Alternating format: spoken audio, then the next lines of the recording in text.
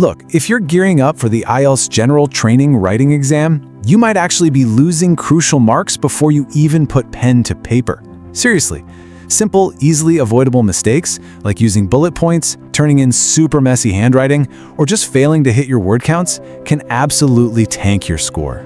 It's heartbreaking to see, but don't worry, because in this explainer, we're diving into official examiner notes to show you exactly how to dodge these traps. Avoid these mistakes, and you can instantly safeguard your band score. Let's get right into it. So here's our roadmap to maximum marks today. We're going to start by clearing out those instant penalty traps I just mentioned. Then we'll pull back the curtain on what the examiners actually want from you, and we'll turn all that into a repeatable step-by-step strategy. Finally, we'll wrap up with your exam day checklist. And hey, stay with me for the step-by-step example at the end. It reveals the exact anatomy of a Band-Aid score, and trust me, it is going to completely change how you approach test day. All right, step 1. Let's tackle those common exam mistakes so you don't lose marks right out of the gate. You know, it's incredibly frustrating to put in hours and hours of hard work studying only to have your score dragged down by simple structural errors. You want the examiner focusing on your brilliant ideas, right? Not getting distracted by rule breaking. These aren't just bad habits we're talking about. These are instant penalty traps pulled straight from the official IELTS guidelines.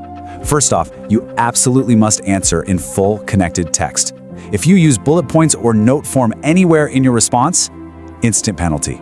Second, your answer cannot be partly or wholly plagiarized. It has to be 100% your own original response to the prompt. And third, and I know this is a big one that stresses students out, messy handwriting. Look, if you make a mistake, don't panic and definitely don't scribble over it violently. The examiners explicitly state that messy handwritten corrections make your response super difficult to read. Simply cross out the error with a single, neat line and rewrite the word clearly. Keep it clean. Okay, moving on to step 2.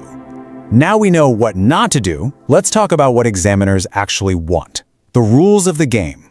To win the game, you need to know exactly where your marks are coming from. Examiners use a very specific set of criteria to grade you. I've gone ahead and taken the official, kind of dry academic jargon and translated it into plain English for us. First up is task response. For task 2, which carries more weight than task 1 by the way, this simply means, did you state a clear position? Did you develop it? And did you support it with evidence using at least 250 words? Second is coherence and cohesion. Basically, does your writing flow logically? Are you using connectors and pronouns to link your ideas smoothly? Third, lexical resource. That just means vocabulary. Are you using a wide range of words accurately? And finally, grammatical range and accuracy. Are you mixing up your sentence structures, using both simple and complex sentences correctly? Master these 4 questions, and honestly, you master the exam. Which brings us perfectly to step 3. Let's build a repeatable exam strategy, your absolute blueprint for task 2. Let's turn those official criteria we just looked at into a repeatable 4-step answering method.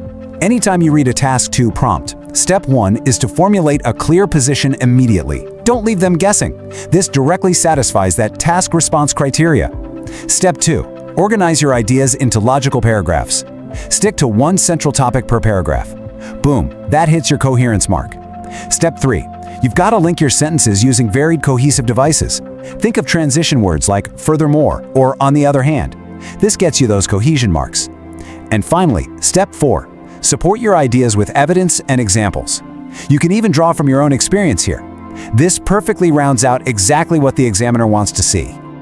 All right, step 4. This is the masterclass. Let's look at a step-by-step example answer.